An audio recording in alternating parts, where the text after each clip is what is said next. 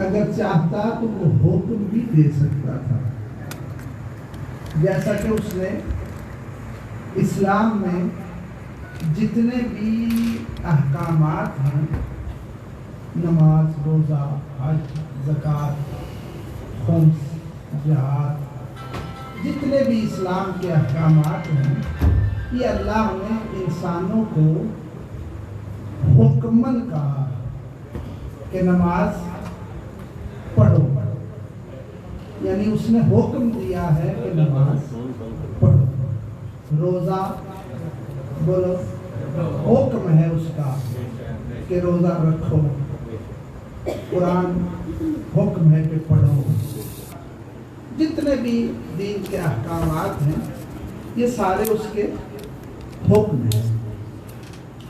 وہ حاکم ہونے کے باوجود، مالک ہونے کے باوجود، اللہ جانے کیا وجہ ہے کہ وہ حکمن نہیں بلکہ سوالن کہہ رہا ہے. فون بند کر دو، سوال کر رہا ہے، اور یہ سوال بھی وہ اپنے محبوب کائنات کے رسول کے توسط سے ہم انسانوں سے کہہ رہا ہے کہ قل لا اسألکم علیہ اجرا الا المودۃ فی القربى. اے میرا رسول، ان سے کہہ دیجئے کہ میں تم سے کوئی سوال نہیں چاہتا، میں تم سے کچھ بھی نہیں مانگ رہا اس کے بدلے میں الا المودۃ فی القربى. صرف ایک سوال ہے میرا اس کے بدلے میں، وہ یہ ہے کہ قربا سے مودت کرنا. یہ پورے قرآن میں اور پورے اسلام میں یہ واحد چیز ہے جو اللہ نے سوال کے طور پہ مانگی ہے، اور وہ کیا ہے؟ ذی القربیٰ سے مودت کرنا. اب ذی القربیٰ کیا ہے یہ بتانے کی ضرورت نہیں. شیعہ سنی مفسرین نے اس آیت کی تفسیر میں سرکار ابن عباس سے روایت ہے کہ انہوں نے رسول پاک سے پوچھا کہ حضور یہ آیت میں ذی القربیٰ کون ہے؟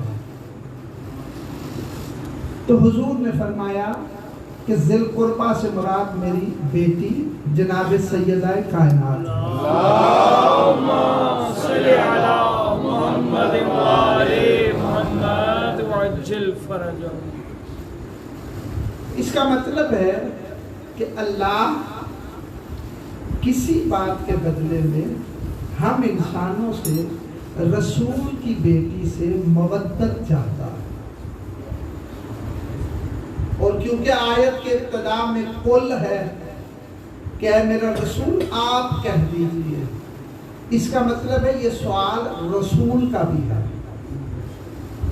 یعنی اللہ بھی یہ چاہتا ہے اور رسول بھی یہ چاہتے ہیں کہ اس بات کے بدلے میں، یہ میں بتاؤں گا کہ اس بات کے بدلے سے مراد کیا ہے. تم نے صرف ایک کام کرنا ہے کہ میری مودت قربا سے، میرے قریبیوں سے مودت کرنا.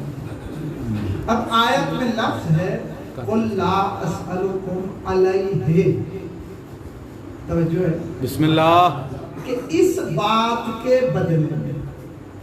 یہ کون سی بات ہے جس کے بدلے میں اللہ ہم سے اجرت مانگ رہا ہے؟ عام علماء نے، شیعہ سنی تقریباً اکثر علماء نے اس آیت کا ترجمہ یہ کیا ہے کہ اے میرا رسول ان سے کہہ دیجئے کہ میں اس رسالت کی اجرت میں آپ سے مودت چاہتا ہوں. یہ سارے علماء یہی ترجمہ کر رہے ہیں. پوری دنیا میں جتنے بھی قرآن بیان کرنے والے ہیں وہ سب اس آیت کا یہی ترجمہ بیان کرتے ہیں. حالانکہ اس آیت کا یہ ترجمہ بنتا نہیں. کیوں؟ اجرت آپ کس کو دیتے ہیں؟ بولو، جس سے آپ کوئی کام، میں کسی کو بلاؤں، اس سے کوئی کام لوں، تو پھر اس کام کے بدلے مجھے اس کو اجرت دینی چاہیے۔ آپ کام کسی کا کریں تو کیا اس کی اجرت مجھ سے مانگ سکتے ہیں؟ بولو، ہے؟ جس کا کام ہے تو ظاہر سی بات ہے اجرت بھی اسی سے لینی چاہیے۔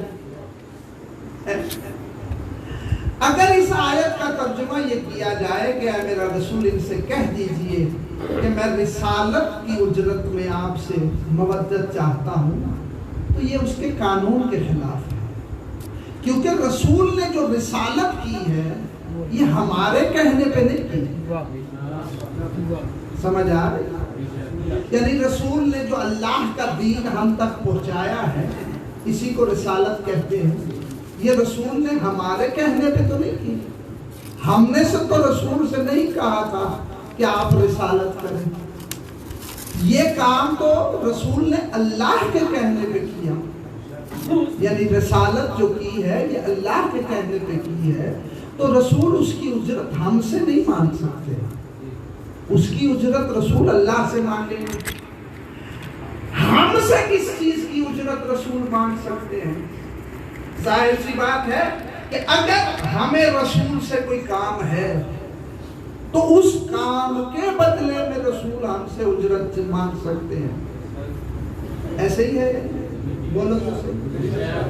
تو ذرا سارے سوچو تو صحیح کہ ہمیں رسول سے کیا کام ہے، ہم نے رسول سے کون سا کام لینا ہے جس کی اس آیت میں وہ ہم سے اجرت مانگ رہے ہیں۔ میں نے جب اس پہ غور کیا، آپ بھی غور کرنا، تنہائی میں آسان ہے۔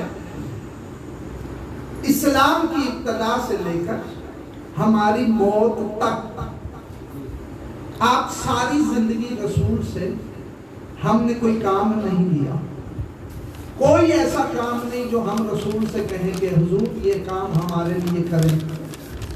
کوئی ایسا کام آپ کی زندگی میں ہے جو آپ نے دعا کے طور پہ بھی رسول سے کہا ہو کہ حضور یہ میرا کام کر دیں؟ بولو، جب کام ہی نہیں کیا تو پھر اجرت کس چیز کی؟ جب میں نے روایات اور حدیث کی کتب کا مطالعہ کیا اور خود قرآن کا مطالعہ کیا تو قرآن یہ کہتا ہے کہ قیامت کے دن جب حساب و کتاب ہوگا تو ہر انسان جتنا بھی وہ محتاط زندگی گزار چکا ہو، میدان محشر میں اگر وہ اللہ حساب کرنے پہ آ گیا تو پھر کوئی بھی اس کے حساب سے نہیں بچ سکتا۔ ہم جتنی بھی کوشش کریں، کیونکہ ہم انسان ہیں اور انسان خطا کا پتلا ہے، تو ہم سے غلطیاں تو ہوتی ہیں نا، بولا تو صحیح، کوتاہیاں بھی ہیں، دین کے مسائل میں بھی کوتاہیاں ہیں، تو وہاں اگر وہ حساب پہ آ گیا تو شاید ہی کوئی بخشا جائے۔ بلکہ میں نے روایات میں دیکھا ہے کہ میدان محشر میں 1.25 لاکھ نبی بھی پریشانی کے عالم میں ہوں گے، نفسا نفسی کا عالم ہوگا، 1.25 لاکھ نبی رسول کی بارگاہ میں پناہ لائیں گے کہ حضور آج اگر وہ حساب پہ آ گیا تو ہم نبی بھی اس کا حساب نہیں دے سکتے، تو آپ ہماری شفاعت کریں۔ توجہ ہے؟ یعنی انسانوں کو رسول سے اگر کوئی کام ہے تو وہ قیامت کے دن رسول سے شفاعت چاہیے۔ تو اس آیت کا ترجمہ یہ بنتا ہے قُلْ لَا أَسْأَلُكُمْ عَلَيْهِ أَجْرًا، اے میرا رسول ان سے کہہ دیجئے کہ اگر تم مجھ سے شفاعت چاہتے ہو تو اس شفاعت کی اجرت کے طور پہ میں صرف تم سے ایک سوال کر رہا ہوں، إِلَّا الْمَوَدَّةَ فِي الْقُرْبَى، کہ میرے قربت داروں سے مودت کرنا۔ توجہ ہے؟ یعنی اگر قیامت کے دن رسول کی شفاعت چاہیے تو اس کے لیے ضروری ہے کہ آپ اپنی زندگی میں رسول کے قریبی رشتہ دار ان سے مودت کریں. اب یہ ذی القربہ گرامر میں اگر میں جاؤں تو بہت ٹائم لگے گا. قربہ ہے واحد مؤنث کا صیغہ, یعنی ایک مذکور جو رسول کے سب سے زیادہ قریب ہے. واہ واہ واہ واہ. مجھے بتاؤ رسول کی زندگی میں جتنی بھی پاک مذکورات ہیں, ایک مذکور جو سب سے زیادہ قریب ہے وہ وہی ہے جس کے بارے میں رسول خود فرما رہے ہیں کہ السیدۃ بضعۃ منی, کہ میری یہ بیٹی میرے جگر کا ٹکڑا ہے. توجہ ہے.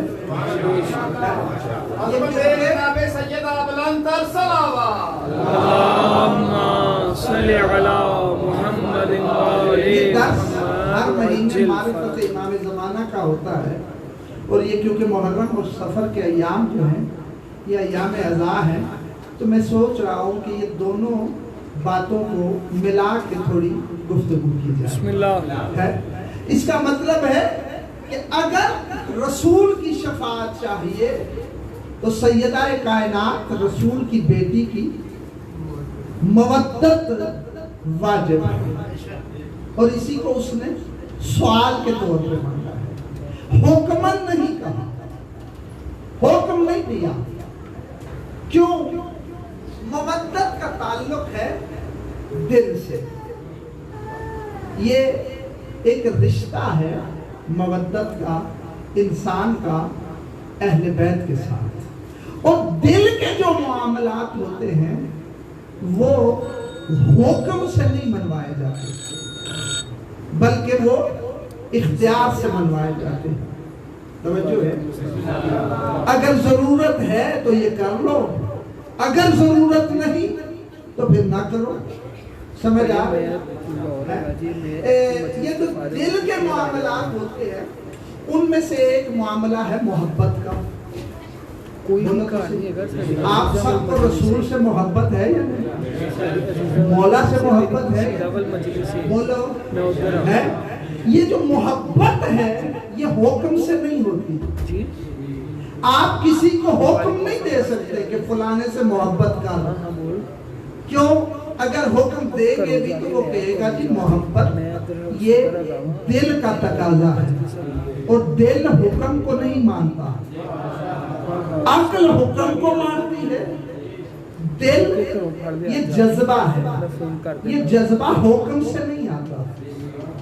یہ محبت کے بارے میں کہا جاتا ہے یہ کی نہیں جاتی, ہو جاتی ہے. سمجھ آ رہی ہے؟ اسی لیے اللہ نے اس کا حکم نہیں دیا. اچھا, یہ محبت اردو میں تو ہر قسم کی محبت کو محبت کہتے ہیں.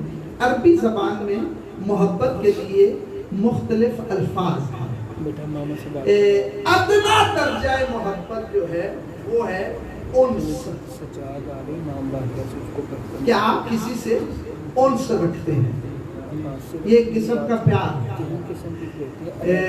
انس اس محبت کو کہتے ہیں جو صرف زبانی کلامی ہو, کہ آپ کسی سے مانوس ہو گئے, اس کی جدائی آپ کو جب آپ جدا ہوں گے تو ایک کمی سی محسوس ہوگی, اس سے زیادہ نہیں. انس ہے اس محبت کے بارے میں ہے جہاں صرف بس زبانی کلامی محبت ہے. اس سے ذرا بلند درجہ محبت ہے الفت ہے, جس کا قرآن میں بھی جگہ جگہ پہ ذکر ہے. زکوٰۃ کے جو مصارف ہیں ان میں سے ایک مصرف ہے مؤلفۃ القلوب, ان لوگوں کے لیے جن کے ساتھ الفت ہے. اور اس کی تفسیر میں بتایا گیا ہے یہ کفار ذمہ ہیں جو اسلام کی حکومت کے اندر رہتے ہیں, ان کو بھی زکوٰۃ دیا جاتا ہے جو مشکل وقت میں مسلمانوں کا ساتھ دیتے ہیں. اس کو کہتے ہیں الفت. الفت اس محبت کو کہتے ہیں جہاں آپ جس سے محبت کرتے ہیں اس کے لیے مال خرچ کر سکتے, یہ ہے الفت. اس سے ذرا اوپر چلے وہ ہے محبت. محبت اس جذبہ پیار کو کہتے ہیں جہاں آپ کسی کے لیے جان بھی قربان کریں. اس کو کہتے ہیں, بولو میں کوئی مشکل بات کر رہا ہوں؟ محبت اس پیار کو کہتے ہیں جہاں آپ کسی کے لیے جان قربان کر سکیں. اہل بیت سے، رسول سے ہم محبت کرتے ہیں، اسی لیے کہتے ہیں کہ رسول کے لیے ہماری جان بھی قربان ہے. سمجھ آ رہی ہے؟ اچھا، پورے اسلام میں اور پورے قرآن میں کہیں بھی محبت کرنے کا حکم نہیں ہے. آپ قرآن پڑھیں، کہیں بھی اللہ نہیں کہتا او لوگو میں اللہ سے محبت کرو. کیوں؟ محبت دل سے ہوتی ہے، اور دل جو ہے وہ جبر کو نہیں مانتا، وہ جذبہ ہے. اگر دل میں آ جائے تو وہ مان لیتا ہے، حکم کو نہیں. اسی لیے اللہ قرآن میں یہ کہتا ہے کہ ان کنتم تحبون اللہ فاتبعونی. اے میرا رسول ان سے کہہ دیجئے اگر تم اللہ سے محبت کرتے ہو تو میں محمد کی اتباع کرو. اللہ نے یہ نہیں کہا کہ مجھ اللہ سے پیار کرو، محبت کرو، یہ نہیں کہا. رسول کے بارے میں بھی اللہ نے یہ نہیں کہا رسول سے محبت کرو، ہے یہ کہیں نہیں کہا، بلکہ یہ کہا جو رسول سے محبت کرے گا وہ قیامت کے دن بخشا جائے گا. سمجھ آ رہی ہے؟ آل محمد سے بھی اللہ نے محبت کرنے کا حکم نہیں دیا، بلکہ یہ کہا کہ اگر تم آل محمد سے محبت کرو گے تو جہنم کی آگ سے بچ جاؤ گے. سمجھ آ رہی ہے؟ یعنی یہ اگر جہنم سے بچنا ہے تو تمہیں اختیار ہے، آل محمد سے محبت کرو. نہیں بچنا چاہتے تو بے شک نہ کرو. اور محبت میں جبر ہوتی ہی نہیں. کیوں؟ آل محمد سے ہر کوئی محبت کر ہی نہیں سکتا. سمجھ آ رہی ہے؟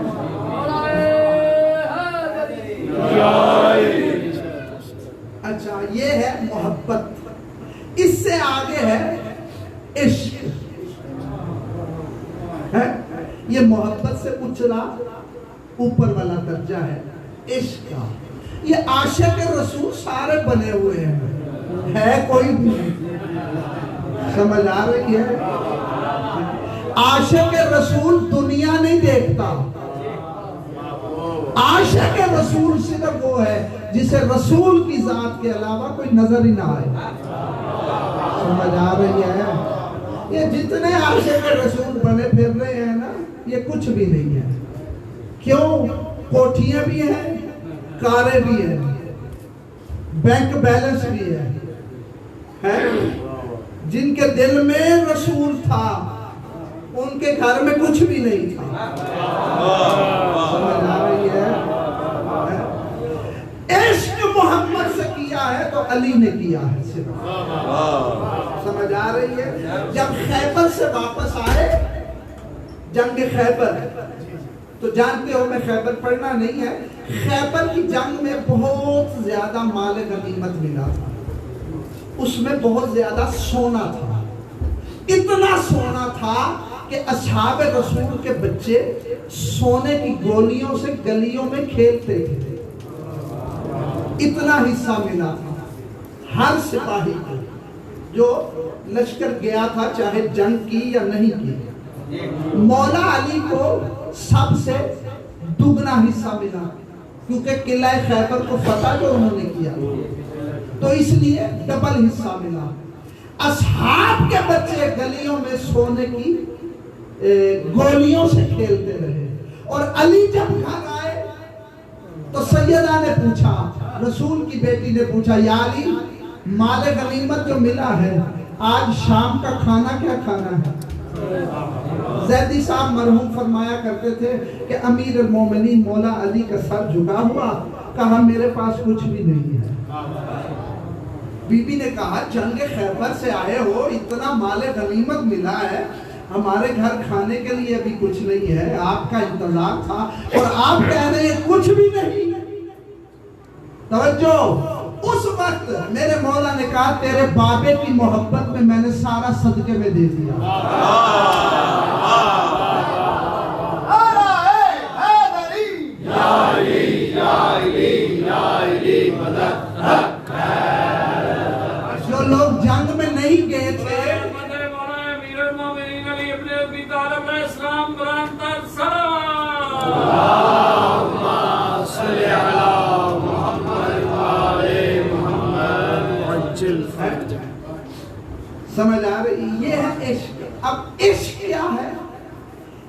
محبت میں جان قربان کی جاتی ہے، الفت میں مال قربان کیا جاتا ہے، عشق میں عزت و ناموس قربان کی جاتی ہے۔ سمجھ آ رہی ہے؟ یہ جتنے عاشق رسول ہیں نا، یہ کبھی اپنی عزت و ناموس سڑکوں پہ نہیں لائے، لوگوں کی عزت و ناموس لائے۔ ان کی عزت و ناموس ایسیوں میں بیٹھی گئی۔ سمجھ آ رہی ہے؟ ہاں، یہ ہے عشق۔ اس سے اوپر ہے درجہ، محبت سے اوپر ہے مودت۔ مودت کہتے ہیں محبت اور عشق کے اظہار کو۔ توجہ ہے؟ یعنی جو انسان جو محبت کرتا ہے، اس محبت کو اظہار کرنے کا نام ہے مودت۔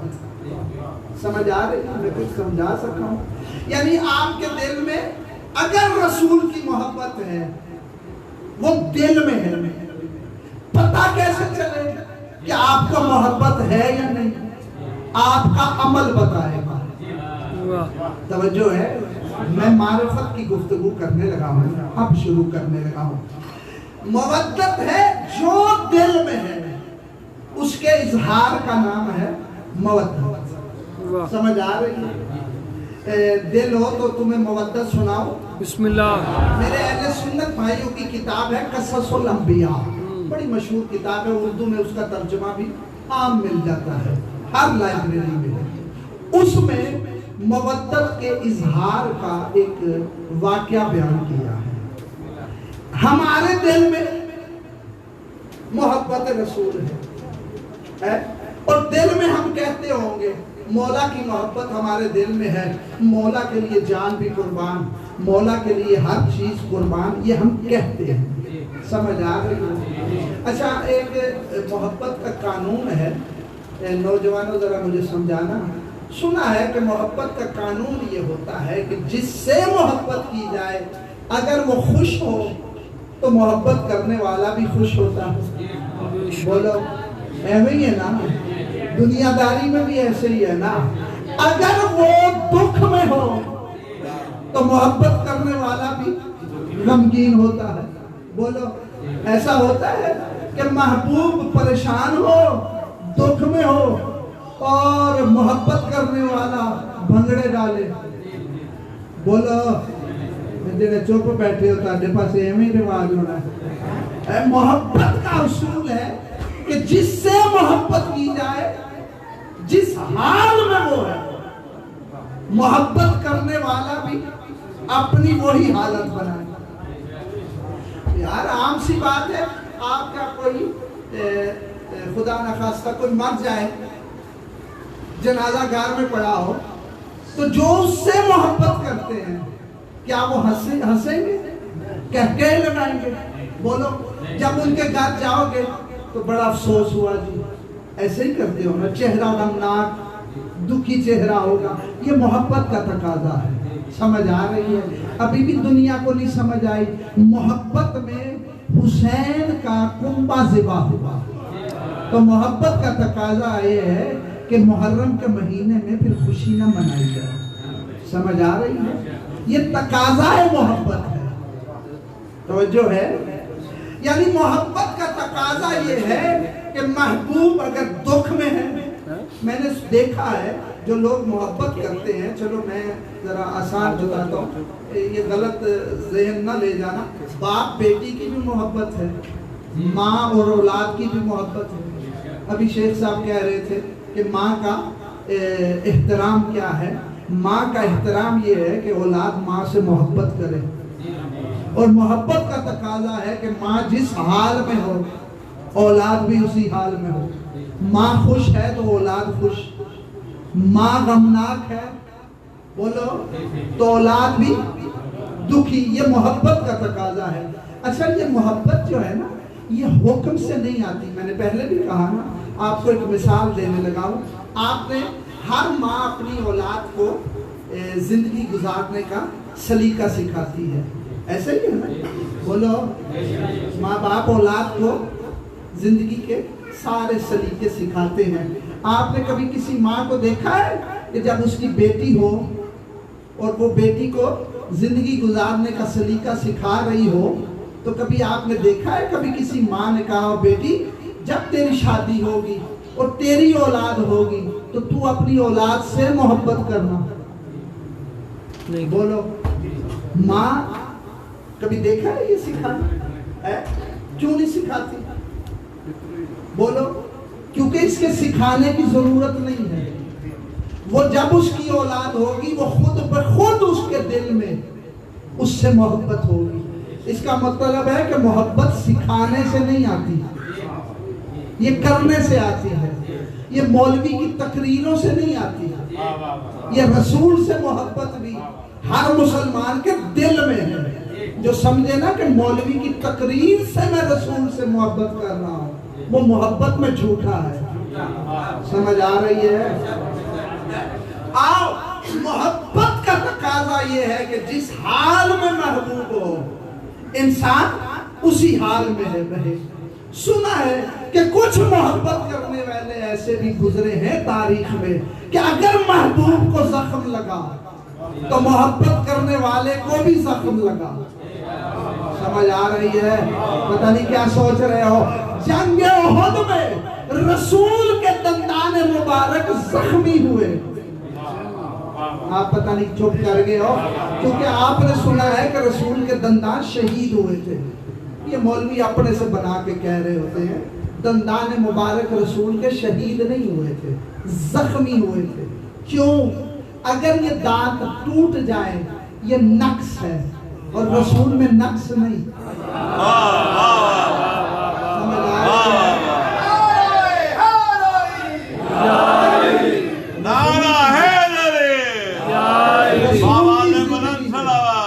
रसूल की जिंदगी में रसूल के वजूद में नक्स नहीं आ सकता, क्योंकि रसूल को अल्लाह ने बगैर नक्स के बनाया।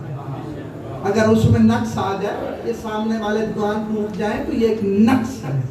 रसूल के दंदान जख्मी हुए, लेकिन मशहूर ये हुआ कि दंदान मुबारक शहीद हो गए। समझ आ रही है? आशिक रसूल कौन था? समझ आ रही? आशिक रसूल वो सहाबी है जिसने रसूल की ज़ियारत भी नहीं की।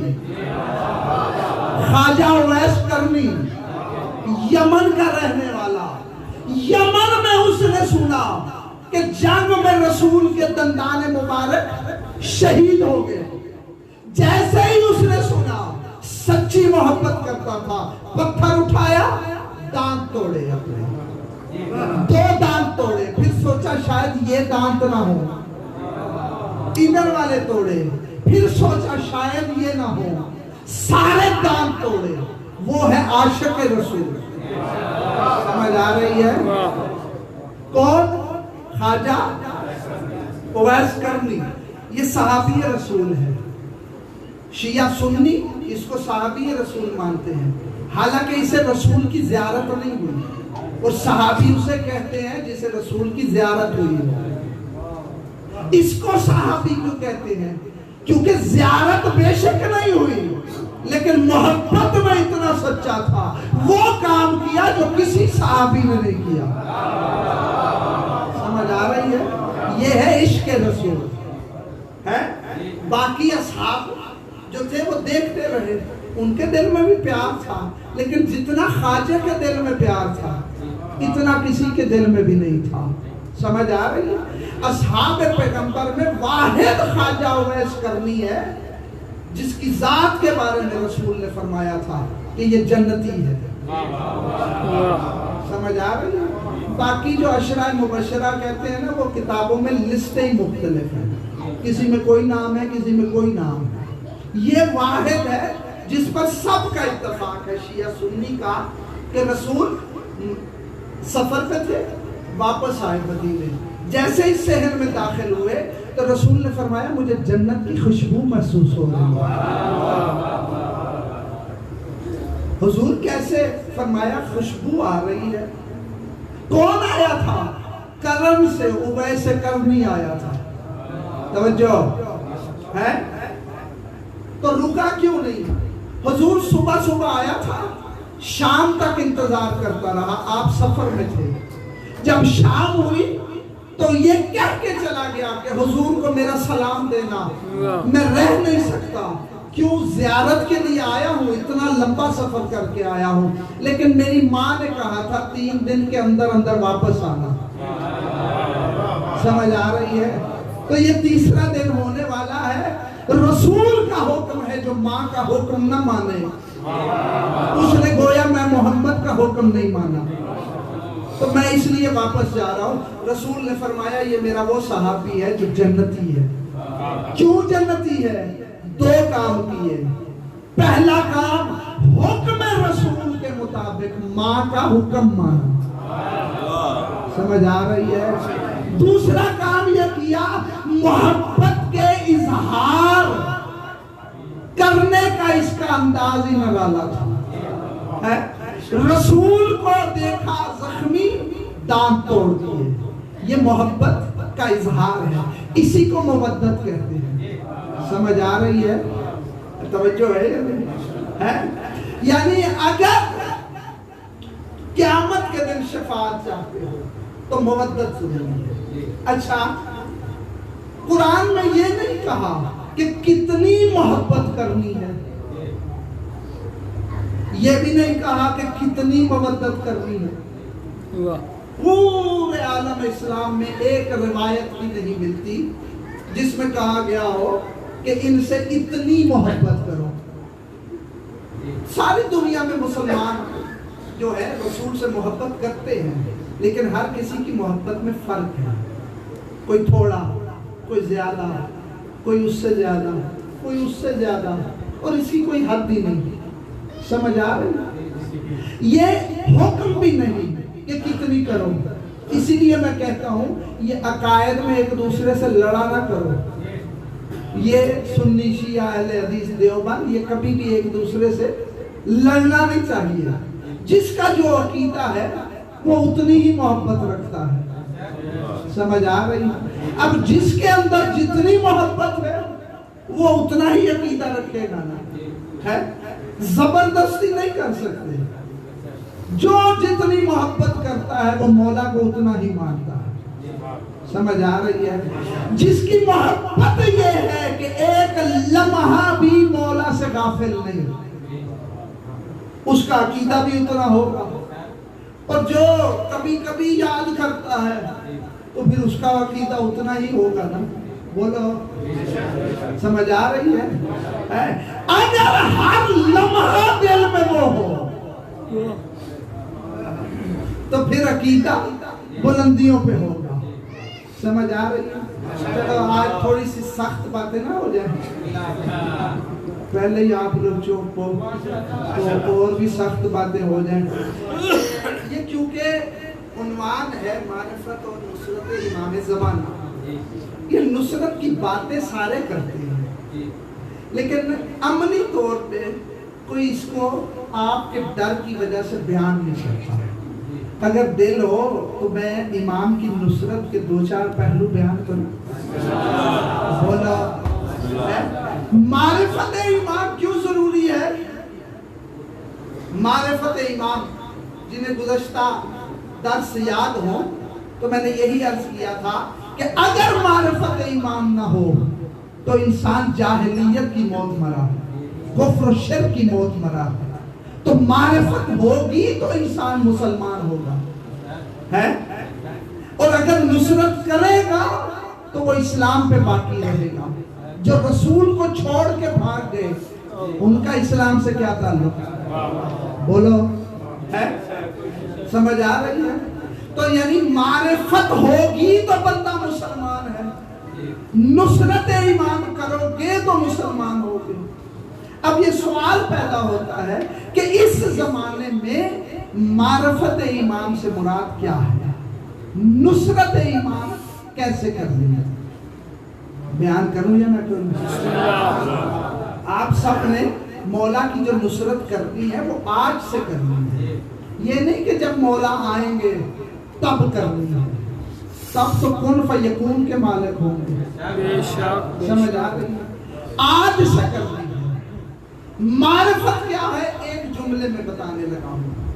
معرفت رویے کا نام ہے کہ آپ کا اپنے مولا سے رویہ کیا ہے، تعلق کیا ہے. سمجھ آ رہی ہے؟ دشمنوں والا تعلق ہے یا بے طرفوں والا تعلق ہے یا دوستوں والا تعلق ہے. سمجھ آ رہی ہے؟ 3 قسم کے تعلق ہوتے ہیں.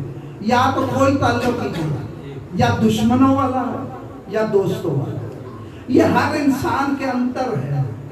وہ جانتا ہے کہ میرا تعلق مولا سے کیسا ہے. اگر مولا کا ذکر ہے کسی جگہ پہ تو دوستوں والا جس کا تعلق ہوگا وہ ذکر میں پہنچے گا. سمجھ آ رہی ہے؟ اور جو کہ سوچیں گے تو اس کا مطلب اس کے لیے برابر ہے.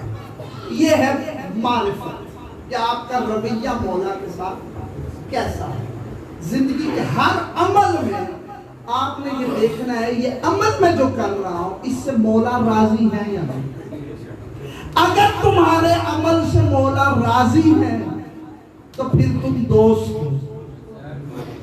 سمجھ آ رہی؟ ہر عمل سے صبح اٹھتے ہو منہ سے پہلا کلام جو کرنا ہے، تمہارے منہ سے جو لفظ نکلے یہ ہر لفظ میں سوچنا ہے کہ میرے اس لفظ سے مولا راضی ہے یا نہیں. بات سخت سی کرنے لگا ہوں، کر جاؤں؟ بولو تو صحیح. مجھ سے بہتر تم سب کو خود ہی پتا ہے، اسی لیے میں اشارہ ہی کر جاؤں گا. مولا گالی دینے سے راضی ہوتے ہیں؟ 2-3 نہیں بول رہے، باقی ہے نا کی خیال ہے؟ بولو پکی گال ہے؟ تم تو نہیں دیتے ہو. جب انسان کے منہ سے گالی نکلتی ہے، چاہے وہ لڑائی میں نکلے یا عام گفتگو میں نکلے، یہ میرے مولا علی کا ایک خطبہ ہے جس میں میرے مولا نے آخری زمانے کی نشانیاں بیان کی. علائم ظہور، امام زمانہ کے ظہور کی نشانیاں بیان کی ہیں. اس خطبے میں میرے مولا نے فرمایا کہ آخری زمانے میں امام زمانہ کے ظہور سے پہلے لوگ جب ایک دوسرے سے باتیں کریں گے تو اس باتوں میں ماں بہن کی گالیاں دیتے ہیں، جو کہ ہمارے معاشرے میں رائج ہے. یہ اب یہ وقت نہیں رہا. لذا بولو تو صحیح، ذرا میرے البیکو تو صحیح، میں یوکیا گلا کرنا اور کوئی بھی نہیں کرتا. تے ذرا جتنے آئے ہو بیٹھے ہو یہاں، جتنے بھی آگے ہو اور پھنس گئے ہو، تو ذرا بتاؤ آج کے بعد گالی دینی چاہیے یا نہیں؟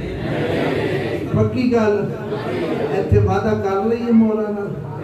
جو گالی نہیں دینا چاہتا نعرہ حیدری.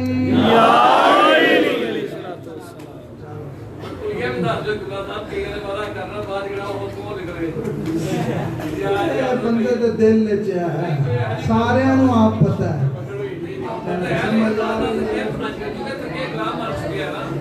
ایہی تقیہ کلام ختم کرنا ہے. سمجھ آ رہی ہے؟ اتنا گندو ہے جو ایک دوسرے نہ جدوں گلاں کر دے ہو، گانا دی جگہ تے مولا نہ کیوں نہیں نکلنا. بولو تو صحیح ہے. جس دل میں علی ہوتا ہے اس کی زبان پہ گالی نہیں آتی. سمجھ آ رہی ہے؟ ہاں. اور یہ گالی کے بارے میں نے روایات میں دیکھا ہے، انسان جب گالی دیتا ہے وہ شرک کی لائن تک پہنچ جاتا ہے. یعنی ایک قدم رہتا ہے اس کے شرک میں داخل ہونے میں. یہ کیونکہ مجلسوں میں نا کسی نے ایسا کہا نہیں، کیونکہ تسی پھر سارے چپ کر جاندے ہو. مینوں کیونکہ پرواہ نہیں ہے تہاڈی کہ تسی راضی ہو یا نہ ہو، مینوں ان دی کوئی پرواہ نہیں. مینوں صرف یہ فکر ہے کہ مولا راضی ہو. سمجھ آ رہی ہے؟ تا میں گل کرنا تے پھر آج تو بعد ہاں اس سے بچنے کا طریقہ میں بتا دوں. دل ہو تو بتاؤں. یہ آسان نہیں. کیونکہ قرآن ساڈے نال ایڈا نہیں ہے جتنا شیطان ساڈے نال ہے، کیونکہ قرآن تے اسی اوتے کر کے رکھیا ہوا ہے کہ ہاتھ ہی نہ پہنچے. سمجھ آ رہی؟ تے شیطان جڑا ہے وہ تے جان ہی نہیں چھڑدا تے تہاڈے پیچھے زیادہ لگا ہوا ہے، وہ ہر کسی دے پیچھے نہیں لگا شیطان. ہاں قرآن میں شیطان نے کہا تھا کہ میں صراط مستقیم پہ بیٹھوں گا، جو اس راستے پہ چلے گا صرف اسے بہکاؤں گا. سمجھ آ رہی ہے؟ اور صراط مستقیم پہ صرف تم لوگ ہو، تمہارے راستے میں بیٹھا ہے. تو یہ گالی سے بچنے کا طریقہ اگر دل ہو تو بتاؤں. بسم اللہ. طریقہ ویسے میں نے بتا دیا ہے، اگر سمجھ آ جاتی تو میں بتا گیا ہوں. طریقہ یہ ہے کہ جب بھی بات نہ کرنی ہو، یعنی تنہائی میں ہو، چل رہے ہو، بیٹھے ہو، سفر کر رہے ہو، جب بھی خاموش ہو تو اس وقت صلوات کاملہ پڑھا کرو. سمجھ آ رہی؟ صلی علی محمد وعلی محمد عجل فرجہ. مولا کے ظہور کی دعا مانگا کرو ہر وقت، چلتے ہوئے، تنہائی میں بیٹھے ہو، مجلس میں بیٹھے ہو، محفل میں بیٹھے ہو، دل میں درود پڑھتے رہا کرو. جس زبان پہ محمد اور آل محمد پہ درود آ جائے وہ شیطان اس زبان کے قریب ہی نہیں آتا. ہاں تو اگر گالی سے بچنا ہے تو ہر وقت صلوات کاملہ پڑھا کرو. بس آخری لفظ اللہم صلی علی محمد وعلی محمد وعجل. چلو ایک اور طریقہ بتا دوں ذرا. بسم اللہ. یہ عادت تو سارے معاشرے پکی ہوئی ہے، تے پکیاں عادتاں اتنی آسانی نال جان نہیں چھڈدیاں. تے جنہاں اے نوجوانوں اے ذرا میرے ال دیکھو، اگر دل ہوئے تو تانوں میں ایک دستور العمل اور دواں. بسم اللہ. گالی سے بچنے کا ابھی لیکن سوچ کے کرنا، عمل کرنا ہے تو کرنا. ابھی نیت کر لو کہ اگر میں نے غلطی سے ایک مرتبہ بھی زبان سے گالی دی تو 2 رکعت نماز توبہ پڑھوں گا. سمجھ آ رہی ہے؟ آج سے عمل کرو گے یا نہیں کرنا ہے یا نہیں؟ جنہ کرنا ہے وہ بولو، جنہ نہیں کرنا وہ چپ رہو. سمجھ آ رہی ہے؟ یہ نیت کر لو کہ اگر میرے منہ سے گالی نکلی تو ہر گالی کے بدلے 2 رکعت نماز توبہ پڑھوں گا، صبح کی نماز کی طرح 2 رکعت نماز. 4 دن پڑھو گے نا تو پھر سوچ سمجھ کے بولو گے. سمجھ آ رہی ہے؟ ہاں آؤ، نصرت امام کیا ہے؟ بس آخری لفظ. یہ نصرت سارے کر رہے ہیں کہ امام کی نصرت کرنی ہے، اور آپ لوگ بھی یہ دل میں سوچتے ہو کہ نصرت امام کیا ہے. یہ نصرت امام آج کرنی ہے، خروج سے پہلے، ظہور سے پہلے نصرت کرنی ہے. نصرت امام یہ ہے کہ نصرت کرنے کا مقصد کیا ہے؟ نصرت کرنے کا مطلب یہی ہے نا کہ آپ مولا کے کسی کام آئے، یہی مقصد ہے نا. بولو تو صحیح. نصرت کا یہی مقصد ہے نا. سب سے بہتر کام کیا ہے کہ مولا کے ہم کس کام آئے؟ سب سے بہتر اور ہر مومن کی خواہش یہ ہے کہ جب امام مہدی کا ظہور ہو تو ہم ان کی فوج میں شامل ہوں، ہم ان کے سپاہی بنیں، ان کی فوج میں شامل ہو کے ہم ان ملائین کو فنار کریں، ظالموں کو فنار کریں. یہی مقصد ہے نا. تو اس فوج میں شامل ہونے کی تیاری کرنا یہی نصرت امام ہے. سمجھ آ رہی؟ یعنی امام کی فوج میں شامل ہونے کی ہمیں آج سے تیاری کرنی چاہیے. یہ تیاری کیا ہے؟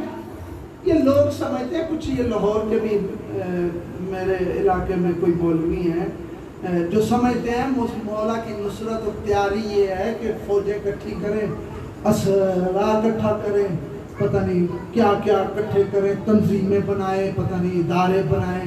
یہ نہیں ہے. یہ تیاری نہیں ہے. تیاری یہ ہے کہ اپنے اندر وہ صفات پیدا کریں جو امام زمانہ کے سپاہی کی صفات ہے.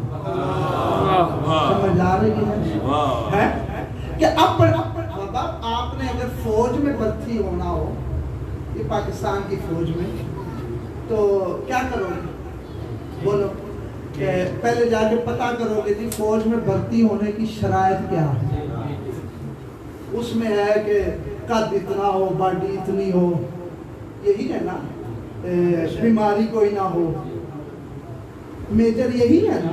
تو جس نے پاکستان کی فوج میں بھرتی ہونا ہے تو وہ کیا کرے گا؟ ایکسرسائز کرے گا، قد بڑھائے گا، بیماریوں سے بچے گا، تعلیم اتنی کرے گا. یعنی جو جو شرطیں ہیں امام زمانہ کی فوج میں وہ شامل ہوگا جس کی نماز قضا نہ ہو. سمجھ آ رہی ہے؟ امام زمانہ کی فوج میں وہ ہوگا جس میں جھوٹ کی عادت نہ ہو، کیونکہ جھوٹ بولنے والا پھر مولا سے بھی بول سکتا ہے. سمجھ آ رہی ہے؟ اور جھوٹے کو تو کوئی فوج میں بھرتی نہیں کرتا نا. بولو امام کی فوج میں شامل ہونے کی تیاری اور نصرت امام زمانہ یہ ہے کہ واجبات الہی پہ عمل کرو، محرمات سے بچو، حرام کاموں سے بچو، اور جو واجبات ہے وہ سارے ادا کرو. سمجھ آ رہی ہے؟ یہ کوشش کرو آج کے بعد. بولو کوشش کرنی چاہیے. ہاں، فوج میں جس نے بھرتی ہونا ہو پاکستان کی، پہلے یہ ساری شرائط پوری کرتا ہے. جب یہ ساری تیاری کرتا ہے تو پھر پیپر دینے جاتا ہے. بولو پیپر دینے جب جاتا ہے نا تو میرے پاس بڑے لوگ آئے ہیں کہ بلا پیپر دینے جا رہے ہیں، دعا کرنا. سمجھ آ رہی ہے؟ بس امام زمانہ کی فوج میں اگر شامل ہونا ہے تو یہ ساری شرطیں پوری کرو، اور جب یہ شرطیں پوری کرنی شروع کر لو نا پھر تنہائی میں بیٹھ کے دعا کرنا. سمجھ آ رہی ہے؟ دعا مانگنا کہ میرا مالک جلدی آ، میرا مالک تیرا ظہور جلدی آؤ تاکہ میں تیری فوج میں شامل ہو جاؤں. اور یہ کریم اتنے ہیں، کریم اتنے ہیں کہ جو ان کے راستے پہ چلتا ہے، خدا گواہ ہے، اللہ جیسا کریم کائنات میں کوئی نہیں، رسول جیسا کریم کائنات میں کوئی نہیں، آل محمد جیسے کریم کائنات میں کوئی نہیں. اور یہ کربلا صرف جو سمجھتے ہو صرف اتنا نہیں، کربلا میں ان کی قریبی بھی نظر آتی ہے. بولو تو صحیح، اس سے بڑی قریبی کیا ہے؟ جس حر نے راستہ روکا تھا اسی کو علیہ السلام بنا دیا. سمجھ آ رہی ہے؟ بس آج کے بعد نصرت ایمان کی کوشش کرو اور مولا کے ظہور کی دعا مانگو، پھر دیکھنا کریمی کیا ہے. یہ کیونکہ آج مولا سجاد کے نام کا دن ہے اسی لیے ایک جملہ پڑھنے لگا ہوں، ان کی کریمی کا بھی اور ان کی معرفت کا ایک درجہ بیان کرنے لگا ہوں. یہ شام کے بازار میں بھی مجبور نہیں تھے. یہ زمانہ، یہ ذاکروں نے تمہیں نا یہ جو مصائب سنا کے انہیں مجبور ظاہر کیا ہے. یہ شام جانے پہ مجبور نہیں تھے، اور کریم اتنے ہی تھے، شام کے بازار میں بھی کریم تھے. دل تو میرا یہی تھا آج اگر معرفت کا عنوان نہ ہوتا تو میں تمہیں چوتھے امام سجاد کے معجزات، شام کے معجزات سناتا. مولا کے فضائل جو شام میں ہیں ان میں سے 2 جملے سنانے لگا. بازار شام میں ایک شخص آیا، بوڑھا شخص تھا. بازار شام میں سید سجاد پہ نظر پڑی. جب آقا کی حالت کو دیکھا جو حالت تھی تو وہ کیونکہ بنی امیہ نے آل محمد کے خلاف اتنا پروپیگنڈا کیا تھا، اتنا پروپیگنڈا کیا تھا، وہ آج تک چل رہا ہے. اور آج کے نوجوان نسل کو اسی بنی امیہ کی نسل معزز بن کے گمراہ کر رہی ہے. اتنا پروپیگنڈا کیا تھا کہ جب مولا علی کی مسجد میں شہادت ہوئی تھی تو شام جب خبر پہنچی تھی تو کچھ لوگوں نے حیرت زدہ ہو کے یہ سوال کیا تھا کہ علی مسجد میں کیا کر رہے تھے، ہائے ہائے یعنی اتنا پروپیگنڈا کیا گیا تھا۔ تو شام کے بازار میں ایک بوڑھے شخص نے جب آقا سجاد کو دیکھا اس حالت میں، تو قریب آ کے اس نے کہا کہ اللہ کا شکر ہے جس نے ہمارے حاکم کو فتح دی اور آپ کو اس حال میں پہنچایا۔ تو میرے آقا نے اس کی طرف دیکھ کے کہا لگتا ہے تو ہمیں جانتا نہیں ہے، توجہ، تو ہمیں جانتا نہیں ہے۔ کہا کیوں؟ ہمارے بادشاہ کو حاکم کو فتح ہوئی ہے، آپ نے ان سے جنگ کی ہے۔ تو میرے آقا نے فرمایا اے بزرگ تو قرآن جانتا ہے؟ ہاں جانتا ہوں۔ میرے آقا سجاد نے فرمایا تو نے قرآن میں انما یرید اللہ کی آیت پڑھی ہے؟ ہاں یہ آیت تطہیر ہے۔ جانتا ہے یہ کس کے لیے نازل ہوئی ہے؟ کہا ہاں یہ پنجتن پاک کے لیے نازل ہوئی ہے، یہ رسول کے گھر والوں کے لیے نازل ہوئی ہے۔ کہا تو نے قرآن میں قل لا اسألکم کی آیت پڑھی ہے؟ کہا ہاں اس میں مودت ذی القربہ کا حکم ہے، یہ رسول کی بیٹی اور ان کی اولاد کے بارے میں حکم ہے۔ میرے آقا نے فرمایا کیا تو نے قرآن میں فمن حاجک فیہ من بعد ما جاءک والی آیت پڑھی ہے؟ کہا ہاں یہ مباہلہ کی آیت ہے جس میں توحید کے گواہ بن کے پنجتن میدان مباہلہ میں گئے تھے۔ تو اس ضعیف نے کہا کہ قیدی یہ آیتیں مجھ سے کیوں پوچھ رہا ہے؟ اس وقت ٹھنڈی سانس لے کے میرے آقا نے فرمایا یہ ہمارے بارے میں نازل ہوئی، یہ ہمارے گھر کے بارے میں نازل ہوئی ہے۔ تڑپ گیا تو کون ہے؟ کہا رسول کو جانتا ہے؟ ہاں جانتا ہوں، میرا رسول ہے۔ رسول کی بیٹی کو بھی جانتا ہے؟ ہاں جانتا ہوں۔ امیر المومنین کو بھی جانتا ہے، میرا امام ہے۔ حسنین پاک کو بھی جانتا ہے؟ کہا ہاں میں جانتا ہوں۔ اس وقت فرمایا اسی حسین کا میں بیٹا ہوں، وہ میرے بابا حسین کا سر نو کے نیزہ پر ہے۔ اس وقت میں کریمی بتانے لگا ہوں، اس وقت ہاتھ جوڑ کے کہا میرے آقا میرا یہ جملہ سمجھنا، خدا گواہ اس جملے کو سمجھ جاؤ تو ان کے معرفت کی بلندیوں تک بھی پہنچ جاؤ گے اور ان کی کریمی کو بھی سمجھ جاؤ گے۔ اس وقت اس ضعیف نے ہاتھ باندھ کے کہا حل سبیل الی التوبہ، کیا میرے لیے معافی کا کوئی راستہ ہے؟ میرا آقا میں آپ کو جانتا نہیں تھا اور اس حلیے میں نے کبھی دیکھا جو نہیں تھا آل محمد کو، معاف کرنا کیا میرے لیے کوئی توبہ کا راستہ ہے؟ اس وقت میرے آقا نے فرمایا اگر امت کو نہ بخشوانا ہوتا تو ہمیں کوئی شام لانے پہ مجبور نہیں کر سکتا تھا۔ ہم شام آئے ہی اسی لیے ہیں کہ اگر کوئی توبہ کرنا چاہے تو ہم ہی توبہ کا دروازہ ہے، اور فرمایا ہم مجبور نہیں۔ آج شام کے بازار میں بھی سید سجاد ہر شے پہ قادر ہے۔ ایک سائل آیا اسی بازار شام میں، اسی بازار میں جہاں سید سجاد خون رو رہا تھا، اسی بازار میں جہاں زنجیروں میں جھگڑا ہوا تھا۔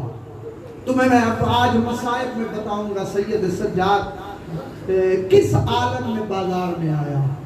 خدا گواہ ہے آج تک تمہیں ذاکروں نے کبھی عالموں نے بتایا نہیں ہے کہ کس عالم میں آل رسول کو بازار شام میں لایا گیا۔ اسی بازار میں ایک شخص آیا فقیر بن کے، سائل بن کے۔ میرے آقا آپ تو فرماتے ہیں کل کائنات کے خزانے ہمارے پاس، ہر شے پہ ہم قادر ہیں، اور آپ کی یہ حالت ہے۔ میرے آقا نے فرمایا شخص یہ ہمارا ظاہر ہے، آج بھی میں امام وقت ہوں، ہر شے پہ قادر ہوں، جو چاہوں کر سکتا ہوں۔ تو اس نے عرض کیا میں سائل ہوں، غریب ہوں، میرے پاس کچھ نہیں، آج مجھے کچھ عطا کر سکتے ہیں؟ میرے آقا نے فرمایا تو نے مجھے قید کی حالت میں دیکھ کے مجبور سمجھا ہے، میں ہر شے پہ قادر ہوں، جا میری سواری کے پیچھے پیچھے چلتا جا، جہاں میری سواری قدم رکھے گی وہاں تیرے لیے سب کچھ ہوگا۔ وہ کہتے ہیں جہاں سواری قدم رکھتی تھی نیچے زمین پتھر جو تھا وہ سونے کا بن جاتا، 7 قدموں تک سونا وہ اٹھاتا رہا، 7ویں قدم پہ سونا پھینک کے کہتا ہے میرے آقا اس وقت بھی تجھے تیرے در کے سائل یاد ہے۔ اللہ اکبر، خدا گواہ ہے یہ وہ مظلوم ہے آل محمد میں 2 مظلوم ایسے ہیں جو سب سے بڑے مظلوم ہیں. آپ کے ذہن میں سید الشہداء سے بڑا کوئی مظلوم نہیں. ٹھیک ہے امام حسین بہت بڑے مظلوم ہیں، لیکن کسی کتاب میں نے نہیں دیکھا کہ امیر المومنین کی شہادت والے دن کے علاوہ امام حسین نے خون روئے ہو. کسی کتاب میں نے نہیں دیکھا. لیکن 2 مظلوم ایسے ہیں جب تک زندہ ہیں تب تک خون رو رہے ہیں. ایک تیرا امام زمانہ جو 1200 سال سے زیارت ناہیہ میں بلند آواز میں کہتا ہے یا جدہ لاب کی ان لکا بدلت دموع دما. اے جد مظلوم میں آپ کے مصائب کو یاد کر کے آج بھی خون رو رہا ہوں. اور دوسرا غیرت کا بیمار میرا آقا سجاد جب تک زندہ رہا خون روتا رہا. منہال نے میرے آقا سے پوچھا تھا مولا اپنے شیعوں پہ حکمداروں پہ رحم کر، یہ آپ کی حالت کیا ہے؟ آپ کو شاید پتہ نہیں ہے آقا سجاد کی حالت کربلا سے واپس شام سے جب واپس آیا حالت ایسی تھی جیسے درخت کی ایک ہری شاخ ہوتی ہے جو ہوا کے جھونکے سے لہرانا شروع ہو جاتی ہے. اتنی ضعیفی تھی سید سجاد میں. جب منہال نے کہا نا آقا اپنے اوپر نہ صحیح اپنے حکمداروں پر رحم کر، یہ خون رونا بند کر، تو اس وقت کہا منہال تو نے انصاف نہیں کیا، میرے ساتھ تو نے انصاف نہیں کیا. ہاتھ باندھ کے عرض کرتا ہے مولا آپ خود تو فرماتے ہیں کہ شہادت ہمارا ورثہ ہے، تو شہادت آپ کا ورثہ ہے تو پھر خون کیوں رو رہے ہیں؟ پھر رو کے کہا منہال تو نے انصاف نہیں کیا، شہادت ہمارا ورثہ ہے، ماں اور پھوپھیوں کے ساتھ بازاروں میں جانا تو ہمارا ورثہ نہیں. اللہ اکبر. بس ایک جملہ صرف شعر پڑھنا ہے. آقا سجاد سے جب کسی نے پوچھا مولا شام کا عالم کیا تھا؟ آل محمد میں 2 مظلوم ایسے ہیں جنہوں نے موت کی دعا مانگی ہے. ایک رسول کی بیٹی تھی، جب رسول کی بیٹی کا دروازہ جلایا گیا تو روز کہتی تھی اللہم اجل وفاتی ہے، اللہ بطول اب زندہ نہیں رہنا چاہتی ہے. دوسرا تیرا آقا سجاد ہے جو شام کے بازار میں تیرے آقا سجاد کا اپنا شعر نہ ہوتا تو میں کبھی نہ پڑھتا.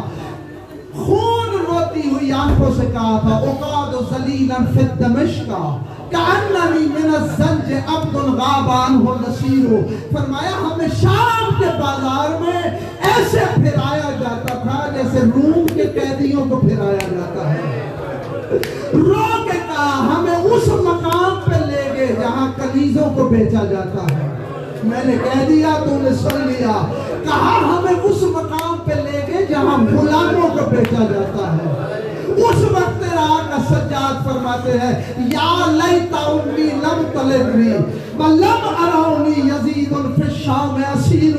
کاش میں دنیا میں نہ آیا ہوتا اور کاش شام کا بازار پھٹ جاتا اور میں اس کے اندر چلا جاتا اور بڑے دربار میں یزید میری پھوپھیوں کو نہ دیکھتا. اللہ اکبر. بس ایک جملہ لقب ہے تیرے آقا سجاد کا زین العابدین لقب ہے. یہ لقب جانتے کیوں ہے؟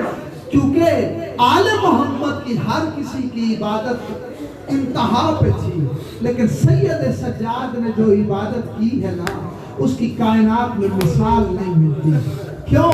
آل محمد میں جس نے بھی عبادت کی ہے مصلی پہ عبادت کی ہے. یہ وہ عابد ہے جو اونٹ کی کوہان پہ عبادت کرتا ہے. یہ وہ مظلوم ہے جس کے شام کے بازار میں بھی نماز قضا نہیں ہے. میں نے کہہ دیا تو نے سن لیا. 3 دن لگے ہیں بازار شام میں. 9 لاکھ شرابیوں کا ہجوم تھا. ان کے درمیان میں سید سجاد کی سواری تھی. اب دل دکھے مجھے معاف کرنا، مجھے کیونکہ فرمائش کی گئی ہے اس لیے ایک جملہ پڑھنے لگا ہوں. تیرے آقا سجاد نے جو نماز پڑھی ہے نا تو جانتا نہیں کس عالم میں کربلا سے لے کر شام تک سجاد نے کس عالم میں نماز پڑھی ہے. تیرے آقا کو جو زیور پہنائے گئے ہیں نا، زنجیریں جو پہنائی گئی، ان زیوروں میں ایک زنجیر کا نام ہے غل جامعہ. ذاکرین علماء تمہیں صرف بتاتے ہیں کہ ایک زنجیر کا نام ہے غل جامعہ، کسی نے اس کی وضاحت نہیں کی۔ کچھ علماء کہتے ہیں یہ لوہے کا ایک لباس تھا جو تیرے آقا سجاد کو پہنایا گیا۔ حقیقت یہ نہیں ہے، تمہارے ڈر سے کوئی نہیں بیان کرتا، میں بیان کرنے لگا ہوں، جس نے بعد میں کوئی پرسہ دینا ہے اس کے لیے اتنا ہی کافی ہے۔ غل جامعہ عربی میں اس زنجیر کو کہتے ہیں جو انسان کو جمع کر دے۔ اللہ اکبر، بس اشارہ میرا سمجھنا، دنیا میں ہر قیدی کو یا ایسے قید کیا جاتا ہے یا ایسے قید کیا جاتا ہے۔ تیرا آقا سجاد پہلا قیدی ہے جسے نہ ایسے قید کیا گیا نہ ایسے زنجیریں پہنائی گئی۔ میری طرف دیکھ اگر سمجھ رہا ہے، غل جامعہ پہنانے کا طریقہ ہے، قیدی کا ایک ہاتھ یہاں ہوتا ہے، اس ہاتھ میں زنجیر باندھے جاتے ہیں یہاں، اور اسی زنجیر کو گردن سے گھما کے اونٹ کے نیچے سے دوسرے پاؤں پہ باندھا جاتا ہے۔ پتہ نہیں تو کس خیال میں رہتا ہے۔ دوسرا ہاتھ میرے آقا سجاد کا اس طرح تھا، اس ہاتھ میں بھی زنجیر تھے جو گردن سے گھما کے اونٹ کے نیچے سے دوسرے پاؤں پہ باندھا جاتا ہے۔ جس کو اس طرح قید کیا جاتا ہے وہ کربلا سے شام تک سید سجاد کا سر جو تھا اونٹ کے کوہان تک تھا، کمر جھکی ہوئی تھی، اس جھکی ہوئی کمر میں بھی کہہ رہا تھا سبحان ربی اللہ ماتم حسین۔